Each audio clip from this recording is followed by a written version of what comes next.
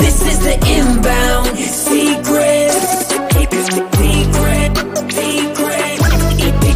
My name is Bryce, and I'm your host for The Inbound Secret, where we're talking with top performers and health experts and sales badasses alike about their strategies to optimize their well-being and performance. Once again, this is The Inbound Secret, and let's get rocking and rolling. This is the inbound.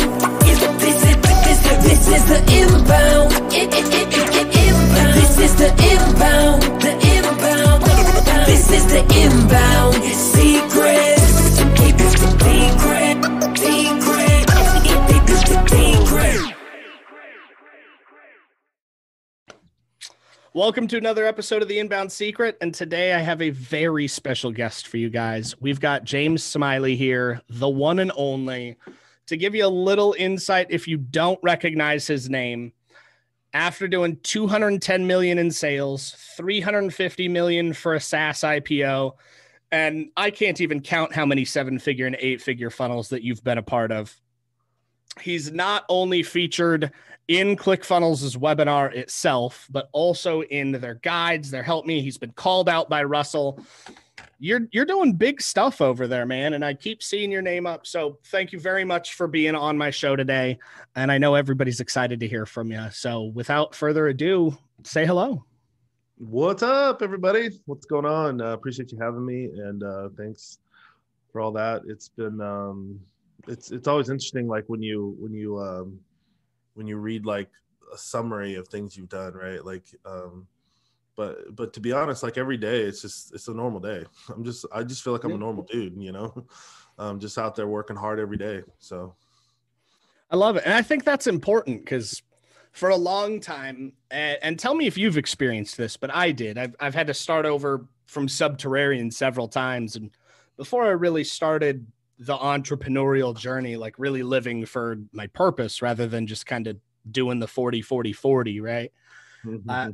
There was always this like invisible bottleneck that I had created mentally for myself, where it was, well, people doing that, they're not the same as me. Like they're not normal people. I can't go associate with these people.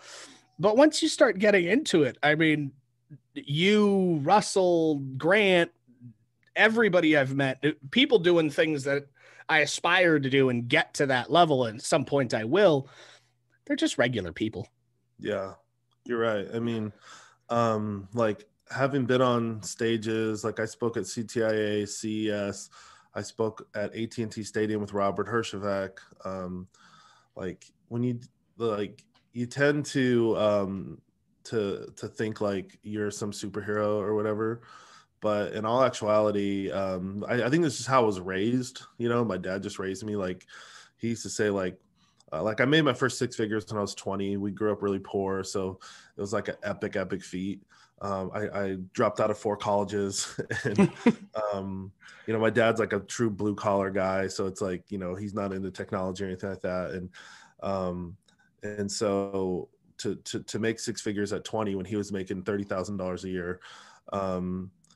But he would say to me like, hey, like the day when you wake up and like someone's putting on your pants for you, like, or pouring your milk, like a butler or something, he's like, yeah, then you probably like made it. But until then, just get up and work hard. Like you're not anything special, you know? And I don't know.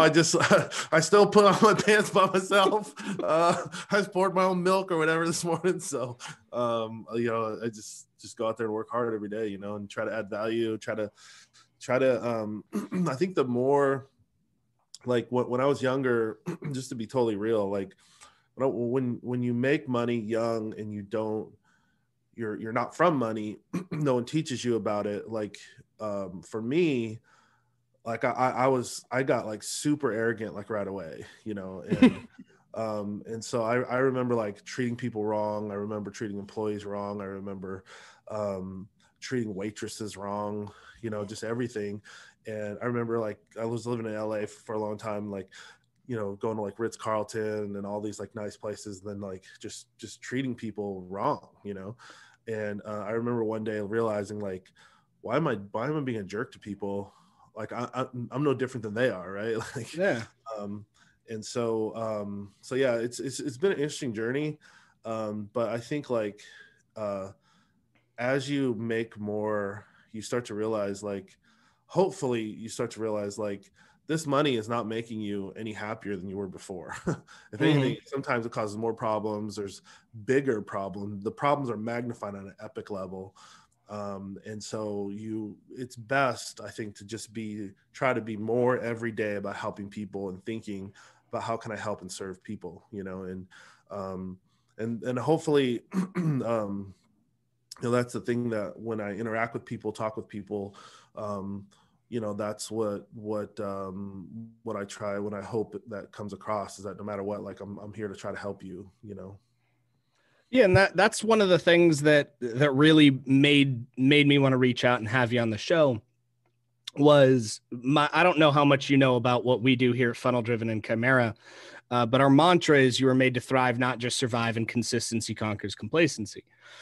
And that really stemmed from, like, I've got an upcoming book that talks about it, but I was a prolific mistake maker. I've made every mistake that somebody could possibly make, and I'm only 28. Like, I mean, legal problems, drug problems, money problems, personal problems, family problems, friend problems. Like, I just threw myself in the blender for some reason for like the majority of my life.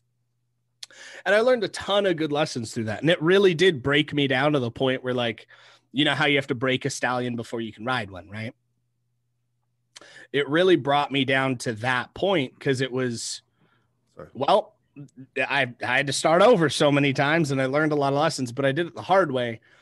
So my big thing is impact over income. Like that's the biggest thing. And when I saw that we aligned on that, following you a little bit, we've talked a little bit in the past online and in group, I was like, yeah, he needs to be on the show. We need to spread this word. We need to make sure that impact grows. But I think you're absolutely right in, like, once you get to a certain stage, and it's interesting because I think Brown did a study on it, if I'm not mistaken, where the level of happiness to income does have a ceiling, and it's somewhere around like 78,000 a year or something. I heard that. And right after that, it's like it takes until you hit like 30 million or something for that feeling to come back. Yeah. And it's one of those things that, like, we're, for lack of a better term, bred to believe that money solves all problems. And while, yes, money will solve most of your problems, it won't make you a better person. It's not going to make you happier. If you're unhappy and you're a bad person, it's just going to amplify that. It's one of those things that, like, if you suck with $20, you're going to suck with 20 million. So yeah, you're right. I mean, so, I think, like, once people start earning about, I would say somewhere in the $20,000 a month range, there isn't much that I remember thinking this when I was like 23, 24, 25, is like, there isn't much that you couldn't buy. yeah. Like, if you want a Lamborghini, it's like $2,000 a month. You can just go lease a Lamborghini. Like, and if you're making 20 grand, you should be able to afford a Lamborghini. I mean, easy. So you don't need to be a millionaire, like, and so it's like, I'm all for ambition and all those kind of things, and being great, setting new records, innovation, progressing, all those things. But it's like, I think sometimes progress and innovation is like understanding who you are more, and what you want more, so like, one of my really good friends that I talked to quite a bit, Steve Larson, if you guys know him. So like, I was friends with him when he was working at ClickFunnels, and then was really good friends in that whole transition process of him leaving. And now I see like what he's done, and we're just having conversations now, like maybe like 2 years later, on Voxer and things. And it's like there's ways to make the same amount of income working less and even grossing less, right? Like your margin goes up, you work on better type of deals.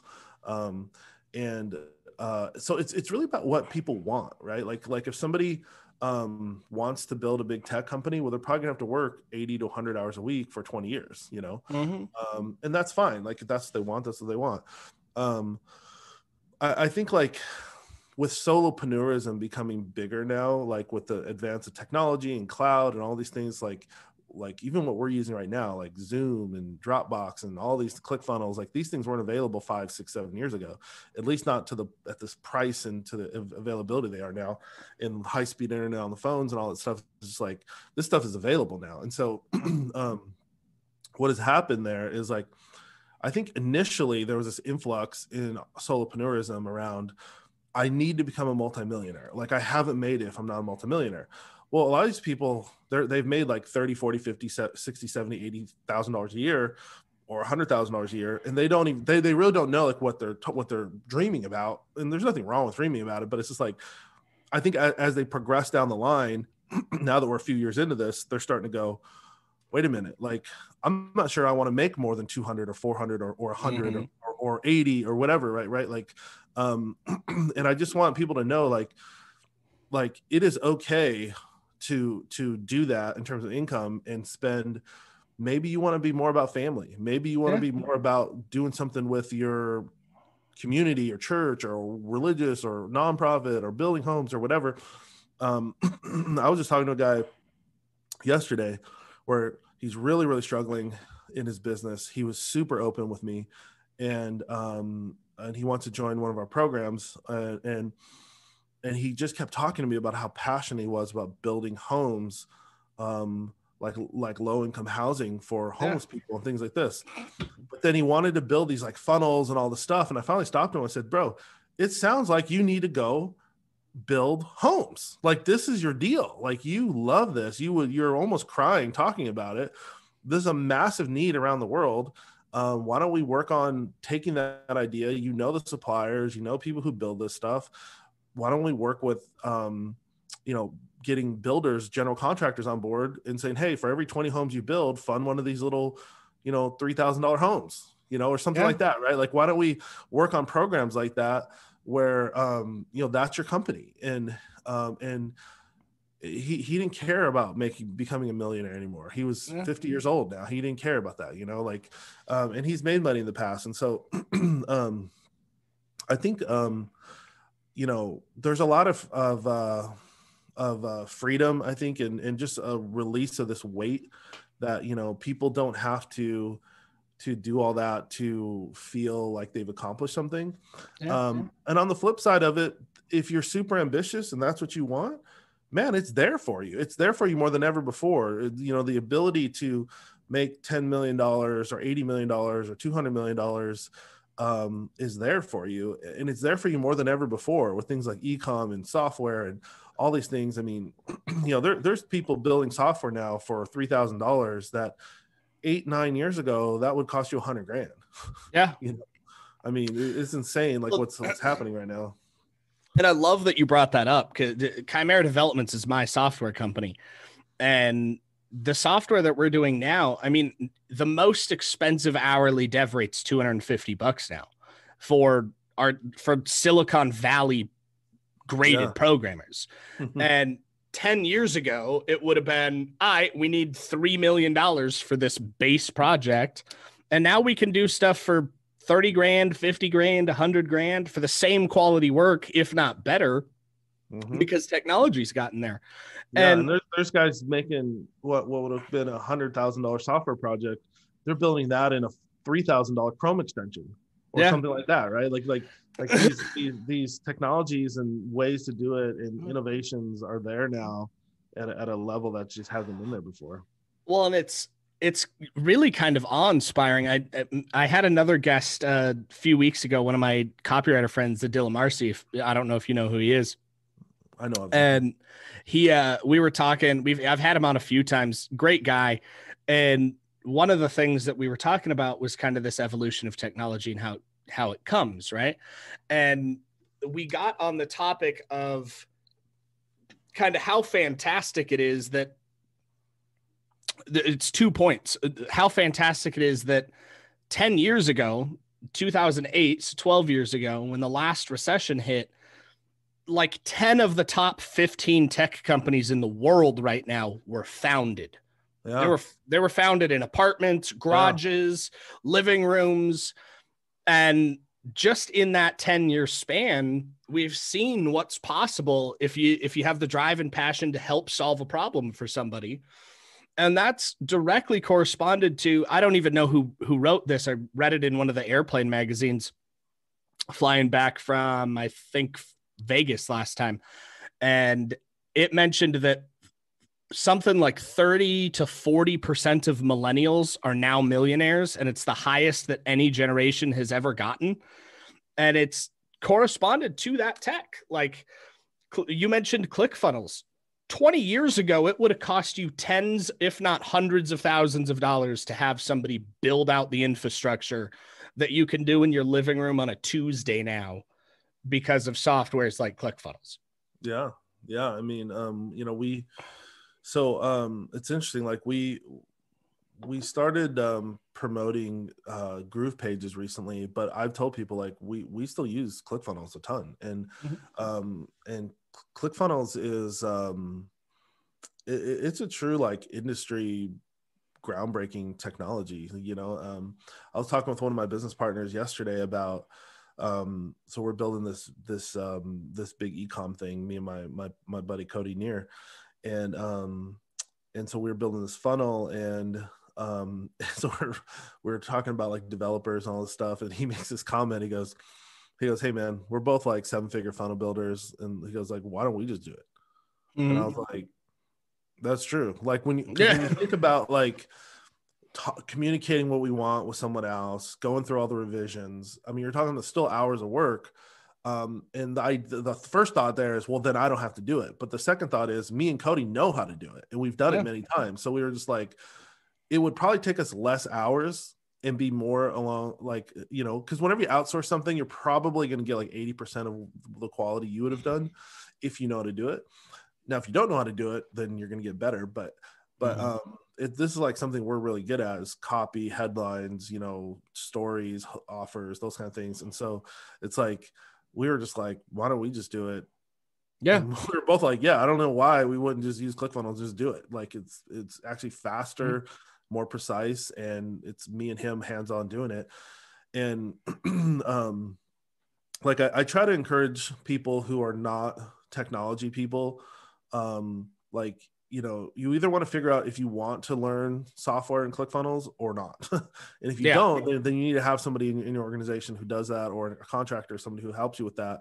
But if you're decent with the computer, it's not that hard. If somebody, like in some people's just their generation, like I'm the oldest possible millennial. I'm like 10 days into technically being a millennial. So I'm like grandpa millennial almost. And so it's like, but I grew up, I identify with millennials because I grew up around the technology. And, a lot of these like generational classes is how people interact with technology, so like millennials are used to computers, phones, these other gen was Z now, I think it is. Like, I think so. These kids, I mean, they grow up like, with like a shoe to their head. Like I'm like, hey, when I was a kid, the thing had a wire. Like you never, like these kids grow up like, playing with like, this is an eraser. They play with the eraser like it's a phone, like when they were a kid, So, because there's stuff going on the phone. Like when I was a kid, the only thing you did was dial, and so, but it's really like how you interact with technology. So like if somebody, they could be 30, 40, 50, whatever, but however they interact with technology, if they're not used to it, then they need to have somebody in their organization who's good at it, because that technology is going to be one of the biggest levers in your business. Like, and the biggest thing that I teach in like my I don't know what you would call it, success track record, whatever, basically just working hard. The biggest thing that I'm known for is the word leverage, and teaching what I call the art of leverage, which is like, how do you take 1 hour and make it 100 hours of productivity, you know, or take $1 and make it $100, you know. And it's not magic. It's not, you know, hocus pocus crap, but, or get rich quick stuff at all. But it's like, technology is one of the biggest levers you can use. Yeah. You know, you know, so technologies like ClickFunnels, like Dropbox, like Zoom, like, you know, Stripe, like all these kind of things, make it unbelievably possible now for you to do things you couldn't do before. You know, so it's like, you got to have somebody in your business who kind of owns the technology, or you have to learn it. That's if you're going to be a solopreneur. But it's amazing what's happening. Like, it's the most amazing stories, you know, in the past 5 years. I've had the most amazing solopreneur stories. I mean, I got people selling $10,000 packages as a soccer coach to soccer leagues. We got people who are in Tai Chi who are selling Tai Chi lessons one-on-one for $20 a pop. Now they're selling them for $1,000 a month. Yeah. And they've learned to sell them to executives and things like that. You know, like this stuff is like, it's just amazing. Like what is happening with people who are willing to learn and build a real company, you know, like all the get rich quick people, they either go away, but at the end of the day, whether they say it or not, they just get frustrated and go away. And, you know, you can't read the headlines and believe that it's that easy. Like, I just made a post yesterday that said, my podcast launch that did $88,000 and $111,000 in 64 days. Okay. Mm-hmm. That is a headline that we have to write in order to get somebody to read. Yeah. If it like that is the game. Okay. Like, there's so much going on. Like, you have to get their attention first. Now, like what I try not to do in that article is say, you know, you don't have to work. You don't have to do anything. You don't need any experience. You don't need, and by the way, this is not get rich quick. And it's like, I hate it when people say that. I'm like, dude, you literally just said this is get rich quick. And then you try to come back and say, oh, by the way, this is not get rich quick. I'm like, it either is or it isn't. So, and we all know just nobody makes money on get rich quick. No, not at all. But there is some validity to it is that easy. You're right. You're right. So there's this flip side of it, right? Like, you don't want to say it's because like there was this huge buildup of all this time and all these failures and all this whatever, but there is this like get rich quicker, like, you know, like and when it comes in, like everyone trips out on entrepreneurism when they fail really hard and they fall on their face really hard. Well, you can fall forward just as fast as you can fall backwards. If you can take one step forward and 3 steps back, why couldn't you take 1 step back and 3 steps forward? You know, and so 100%. And I think that like that goes into one of my favorite Marshall Silver quotes, fail forward fast. Right.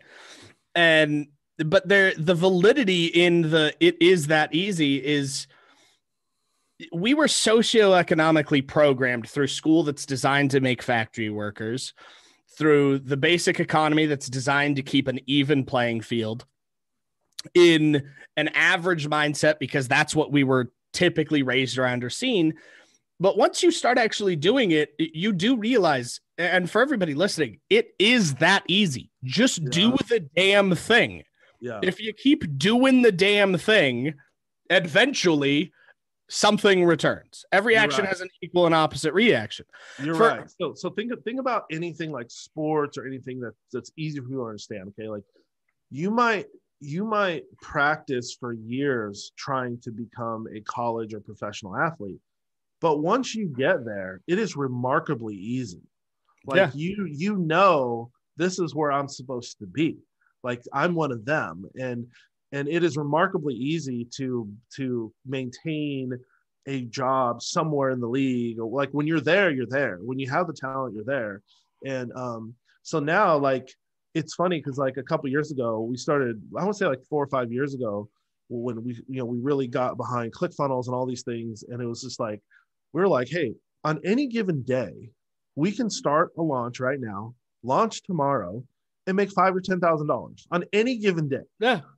And we were just like, the speed of that is insane. Like, well, and talking about the speed, like one of our most recent clients, we launched at 11:28 before Black Friday, ran a promo for him. As of this morning, they're just shy of 40 grand. that's awesome. It's been like 4.5 days, right? Yeah. And you see all the time in ClickFunnels or in Facebook groups or just in your timeline or on LinkedIn or Quora or Reddit, any of these places, and they're like, how can I do this? I see it all the time. I can't figure it out. And it's really like, it comes down to three things, right? There's three main components in any marketing or advertising campaign: technology, offer, audience. It's probably not the technology that's failing. Yeah. It's probably your offer, your audience. Yeah. And if you just spend a little bit of time thinking about, hey, how would I like to buy something, right? Mm-hmm. You pretty much can fix those two problems. Yeah. Pretty fast. Yeah. I found, having coached almost 600 paid students in 5 years, it's like if I were to, because I really look at like the macro level data a lot. That's why I've had contracts with like Amazon, Facebook, AT&T, people like that, is I'm pretty good at the macro level stuff. It's like when I look back at this program, I'm like, a major issue for people has been traffic in their audience. And it's like, you can have a mediocre offer. If you've got a red hot audience, man, you can make a lot of money, and I've seen people do that. I've seen people, I don't want to name any names because they're friends of mine, but I've seen them start out, their offer is subpar. Their copy is horrible. Their video follows no script at all. And they make like 50 grand. And I'm like, wow, so-and-so got that traffic from so-and-so. So this is what I call leverage, right? It's like they're leveraging someone else's audience, someone else's show, someone else's podcast, someone else's event, whatever. But then they use that as a learning to make themselves better. And now years later, they're phenomenal at it, and so what another thing that I found, just trying to understand, like how do people really get these audiences out of nowhere? So number one, if somebody is a good communicator, like there's a difference between like an entertainer and a trainer, but so it's like really like finding your audience there. But like if somebody's a really good communicator, they generally can get an audience, especially with social media nowadays. I mean, a lot of, like, I've seen great communicators on Facebook, and we just help them put their stuff on YouTube. Like some place where long tail, it's just gonna build and build and build and build and build. Versus Facebook, it's like gone, right? Like 37 seconds later, it's like, why can't you find that guy's post, And so it's like, but yeah, I mean, like people who are good communicators, people who understand social science, they understand, taking care of people, they understand being in a niche, and also like working in their passion, communicating within their passion. So like, in the past year, we've niched down even harder because I'm just in a situation where I'm not about how much money can I make anymore. It's about I want to live at a certain level, which is a lot, but I mean I have a high standard, but it's like I'm not trying to build another $20,000 or $50,000 company unless it's a certain type of company that has a ton of leverage. And so for me, it's more about freedom and things like that. Spending time with my kids. I have 4 really young kids. So like, it's really easy for me to niche down into my passion, which right now has really been like a lot of things happening socially and things like this, politics and stuff like this. And so, number one, no, whether it's that for you or whether it's a sport or outdoors or health or entrepreneurism or whatever, but playing in a niche and having niche content is the people who just become great at going from nowhere to getting an audience and seeing 6-figure launches.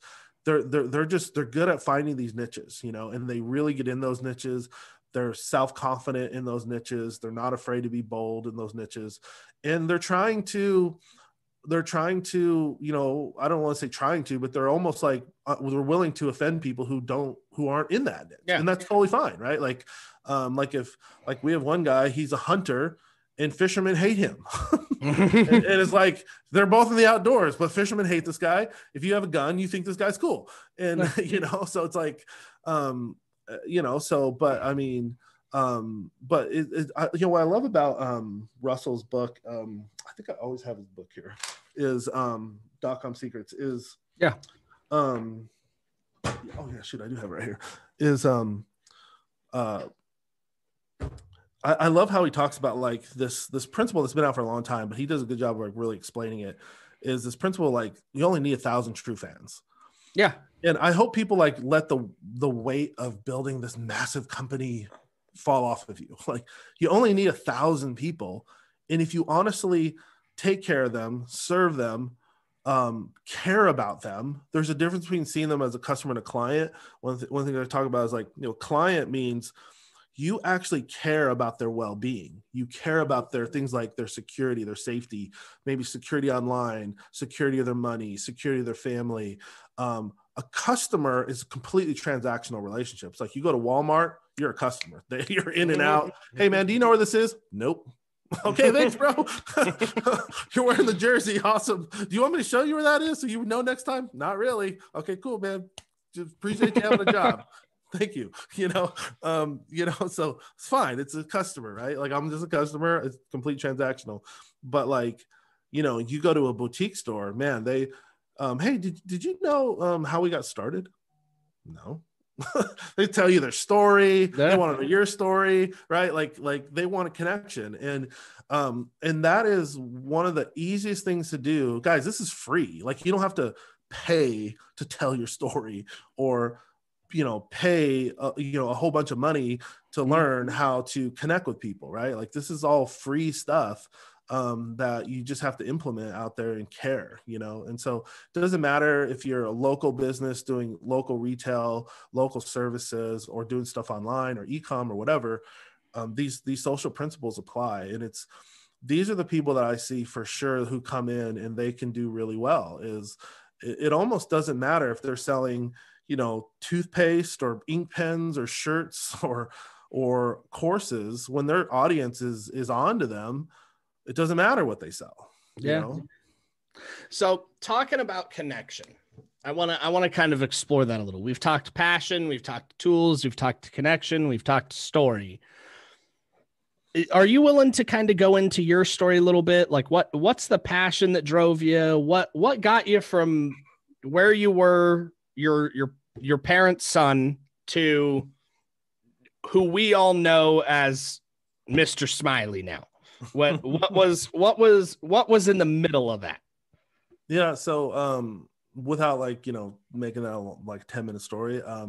So when I was young, I was told by everybody, including a lot of times parents or whatever, which is, I'm not trying to bag on my parents at all, but I'm saying that for people who had parents who weren't that positive.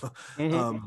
Is a lot of times I was told that I wasn't that smart. I wasn't going to go anywhere. I was going to go to jail, all these kind of things. And guess what? That's kind of what happened.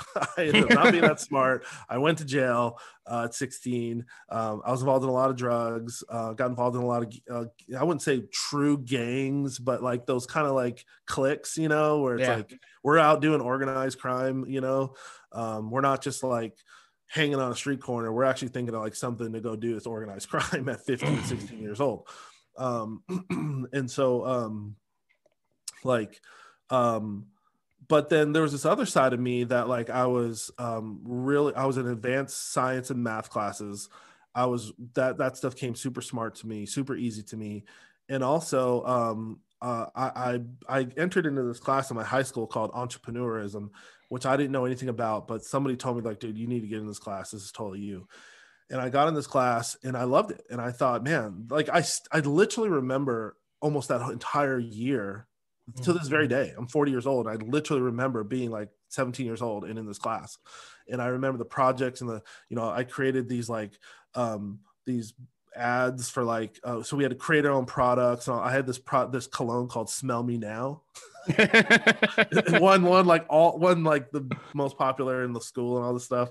And we had these commercials and stuff, and then we had this like entrepreneurial project we had to do. And so I created an entire car show in front of the school, like, so right in front of the school on this like entrepreneurial day where you're supposed to like demo your, it's like, hey, here's my product. It's a piece of wood that we sell, and this is my business. Like, that's what most people did. Well, I had this massive thing. I got sponsors. I called everybody from sports coaches to people in the magazines locally. And I said, hey, you've got a nice car. Come down, show it at this event. It's for entrepreneurs and blah, blah, blah. I sold it hard. There was like 20 or 30 hot rods and all these cars out front. The principal could not believe what was happening. They were like, James, you pulled this off? Dude, this is as far as I went.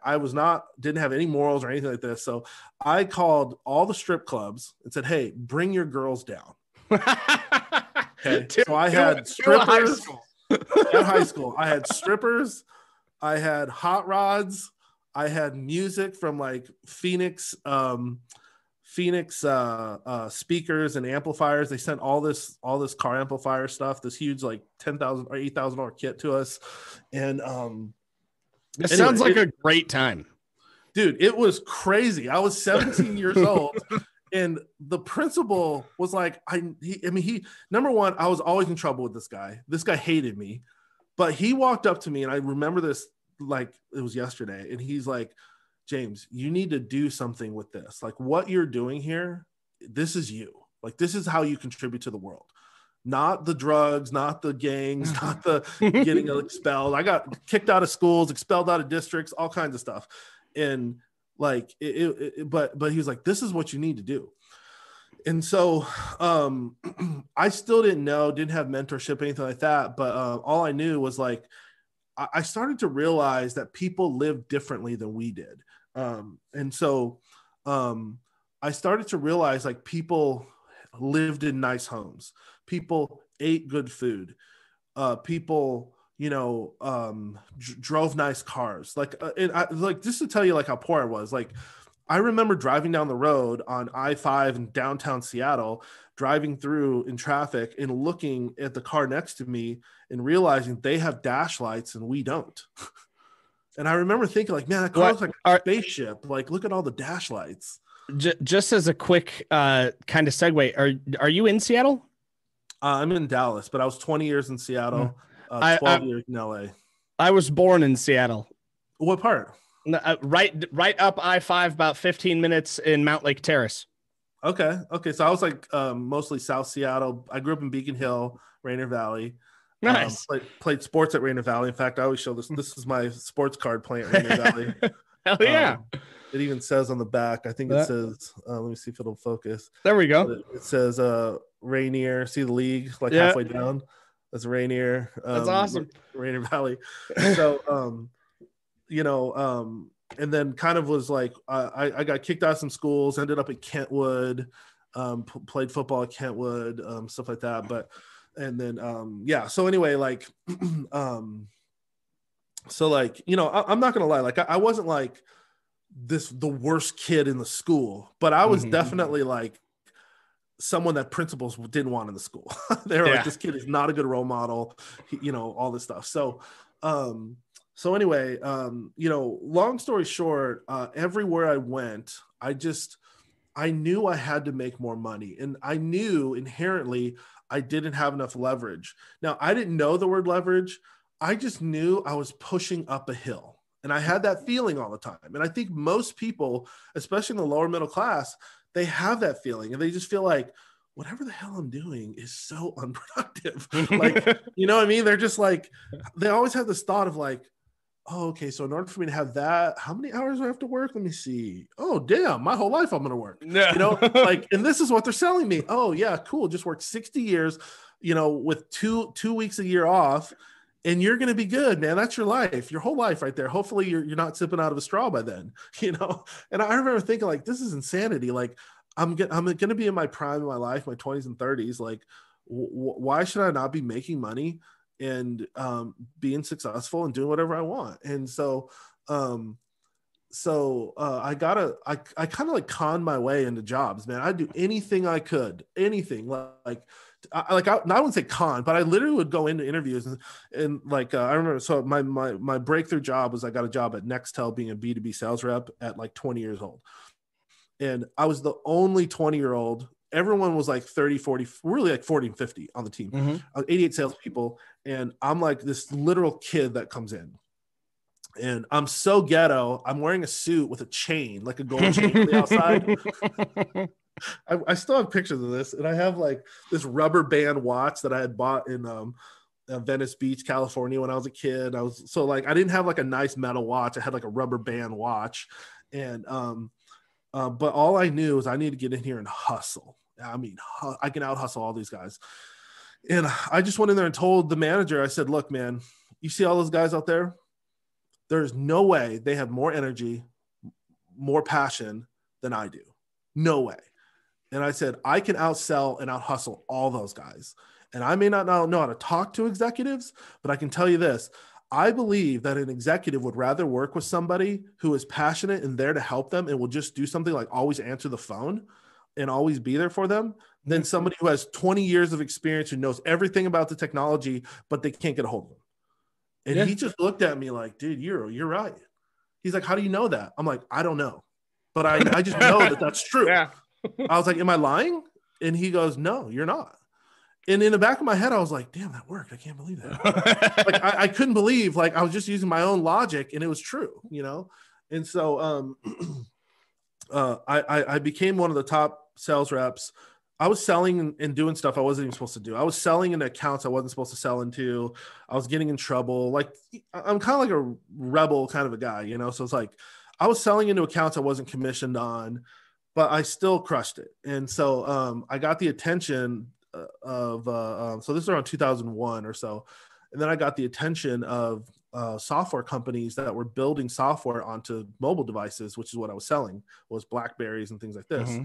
This is like the generation 1 smartphone before iPhone and any of this stuff. And so they were like, hey, we're building technology on this and you know about it. You're leading in sales. You're this passionate guy we see and hear all the time. Do you want to come run sales for our company?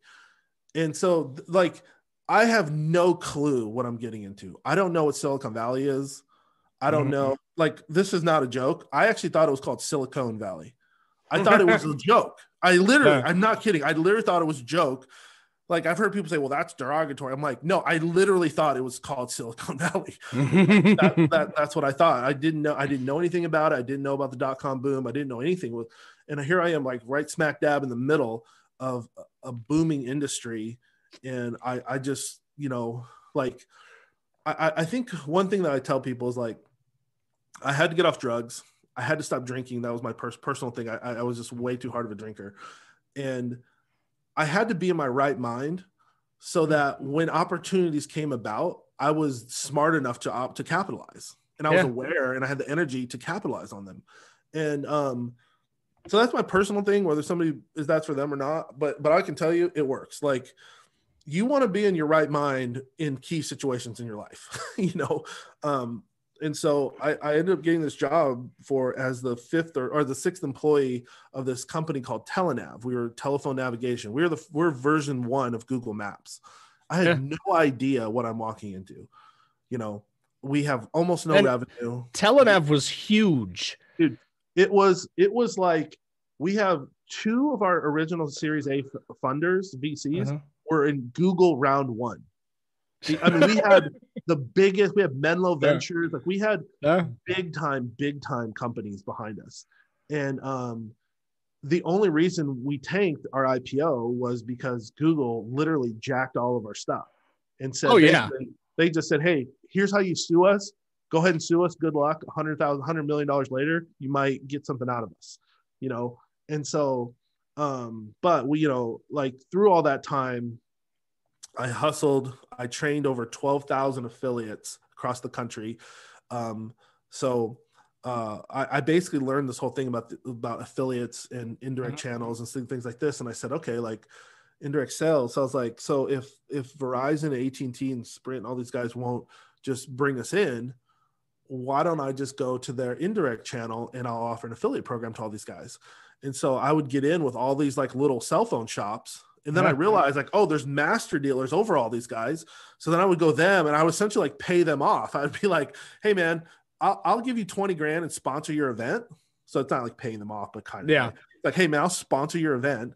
I'll buy drinks for everybody. You just lobbied the hell out of some cell phone companies. Yeah. I mean, we just went in there and just hustled, man. And Yeah. we out hustled everybody. And so that, you know, we had gone from pretty much zero to $350 million. We were $1 billion valuation.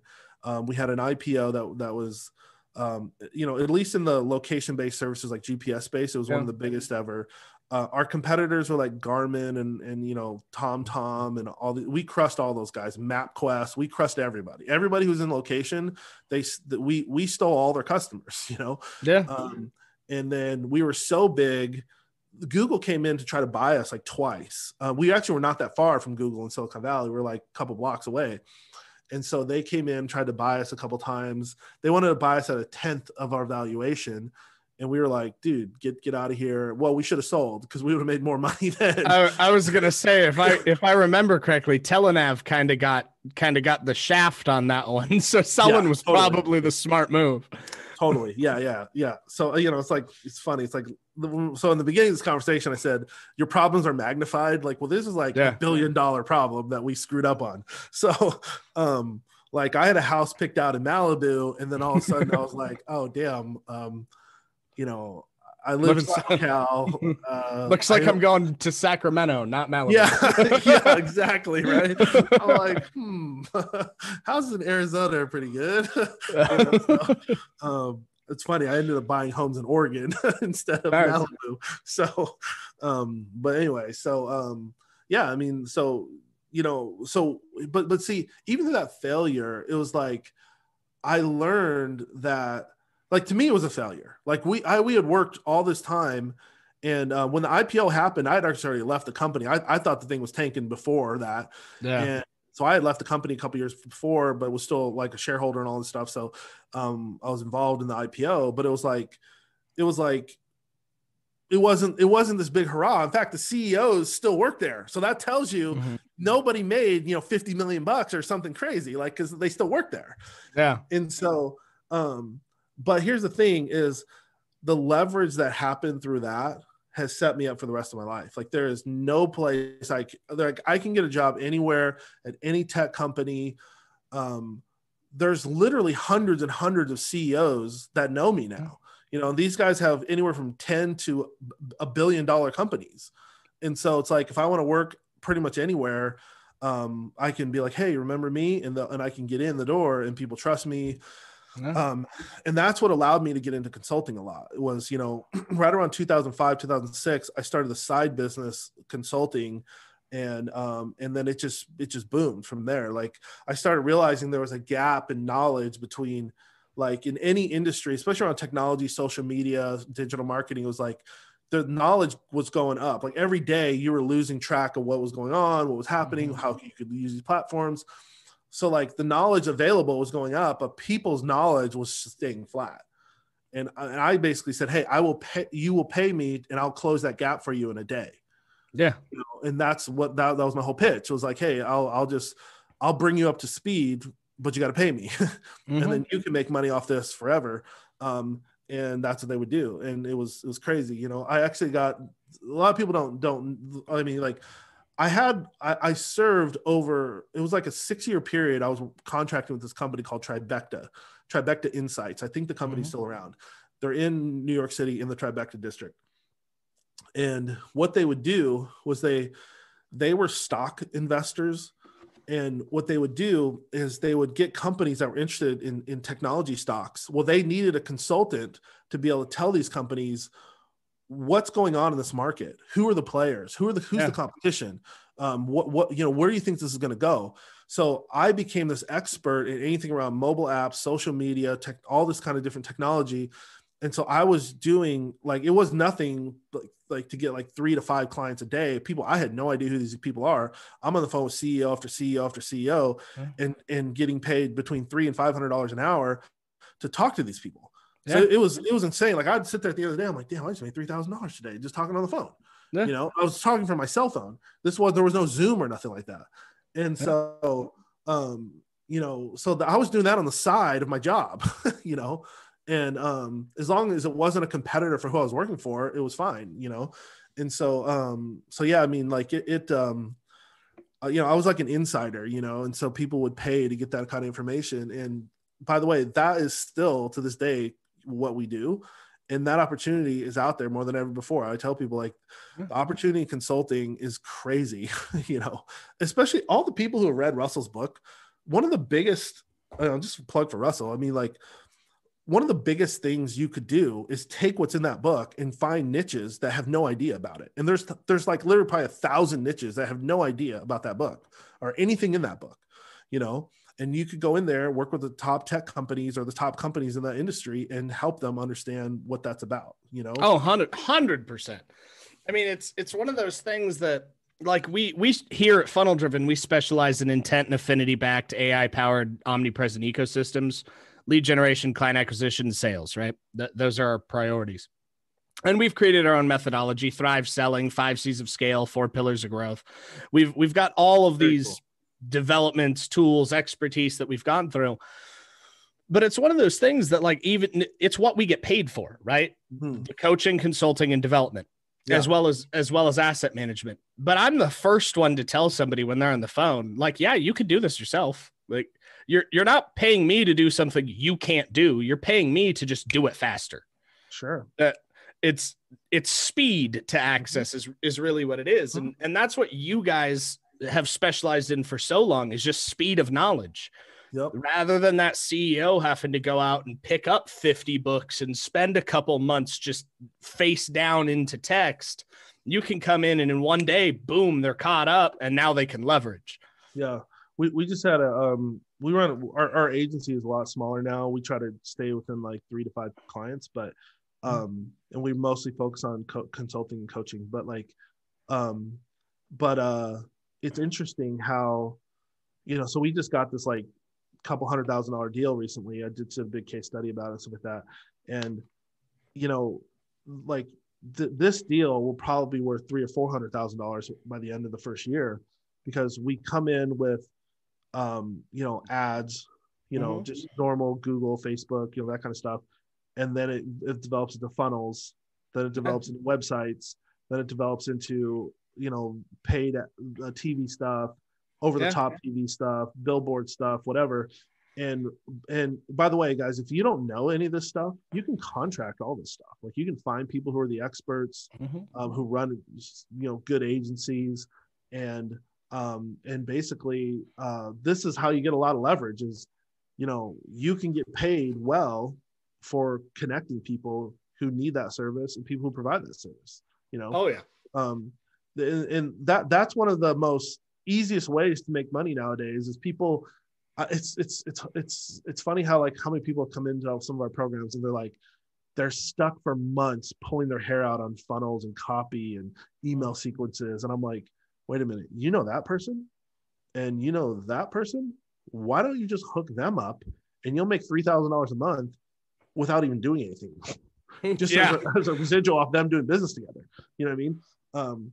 And so, you know, it's like, this is true, like biz dev, business development is like, you know, helping people connect. And it's what I call it's a high leverage move. It's a couple hours of your work. It's super high value. These two companies are ecstatic that you connected them, and they will pay you for that. And you never built a funnel or did anything. You know? Yeah, I mean, just last night we were running the end of our Cyber Monday promo, and we did something we haven't done ever. We did 60% off all developments. It was our biggest offer we've ever done. And we had 2 people right at the end that were kind of just on the edge that were like, do I want to, do I not want to? We closed them both, but they were all from an affiliate. An affiliate sent them over. He made like $2,000 at like 11 p.m. last night. Yeah. He didn't do shit. All he did was connect us. Yeah. You know, and that's where I think that's a missing thing. I think that people need to start looking into more is, like, if there's a gap in entrepreneurism that that it's not really like Russell's background. I hate to say there's a gap in Russell's stuff because he's one of the smartest people I've ever talked to, you know. Literally, he's one of the smartest people. But it's that whole, like, you know, business development side, business growth, and yeah, I mean, there's more money made there than online. I mean, like there are billions and billions of dollars made in that industry of just connecting people, you know. Oh, 100%. Yeah. So talking about connecting people, we've got to wrap up here, but before I have you leave everybody with how to contact you, how to find you, how to reach out to you if they want to know more about you, if they need to hire you, what would you say? I want a favor from you, if that's okay. Sure. What would you say are like the 3 gold nuggets for people listening that they could do, implement, or use as leverage today to help them get to that next level or get over whatever they're plateaued at? The biggest thing I would say is, number one, the first thing you need to do is write down what's milestone number 1 financially for you. Not your grand slam home run, you're going to the beach, but what's stage 1? For some people, it's I need to supplement this type of income from my job. For some people, it's $2,000 a month. For some people, it's $100,000 a month. But you know, come up with something realistic. Like if you can't make $5,000 a month, you ain't making $100,000 a month. You got to cross first before you get the second, right? So it's like, you know, so what's milestone number 1? That's the first thing. Number 2, we have this thing called the opportunities matrix, where you need to look at all the opportunities that you have, write them on a whiteboard, write them on a piece of paper, on a spreadsheet, whatever, and look at which one gives me the most leverage. Okay. It may or may not be something you want to do, but which one gives you the most leverage and is the path of least resistance to make money quickly? Because what I've learned in entrepreneurism, especially in solopreneurism, it's like, if you can make $1,000, it will give you the momentum and the positive energy and the ad spend and the team to make $10,000. Yeah. You know, but if you're always trying to swing for the fence, you never learn how to, you know, just hit the ball, you know? And so it's like, you got to hit the ball. I don't care if it's a fly out. I don't care if it goes out of bounds, but you got to hit the ball first, you know? Yeah. And typically people don't just start crushing grand slam home runs before they even know how to hit the ball. And so, I think, you know, like looking at your opportunities and objectively saying, okay, this one and this one are the best, the highest leverage moves that I can make right now. And then, and I would say, and then, you know, really go down deep into that, in terms of like, number 1, how do I do? Typically people don't have a lot of money for ad spend, things like that. So I would say, one of the first things would be, figure out how to do some type of organic launch, whether it's to your social audience, number 2, to your email list, if you have one or don't. And number 3, don't let that be an excuse if you don't have either one of those. Find a partner, find somebody with an Instagram page, find somebody with a Facebook group, find somebody.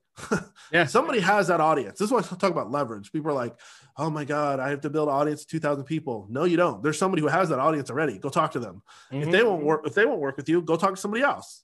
There's not only one person. Go find somebody else, you know?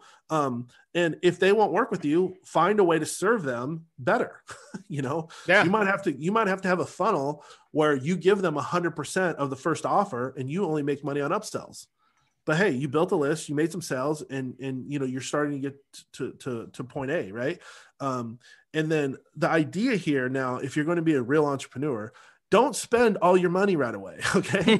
Like you can make a post and be happy and, hey, I made 5,000 or whatever, 10,000 or whatever. But it's like, don't go and spend all that money, because that is the money you need to run your business. So there's 2 things you want to spend money on right away. It's going to be ads, so marketing, and people or resources. Like you need to at least offload a little bit to somebody, whether it's a VA or you need some mini me or somebody who does something significant that you don't want to do.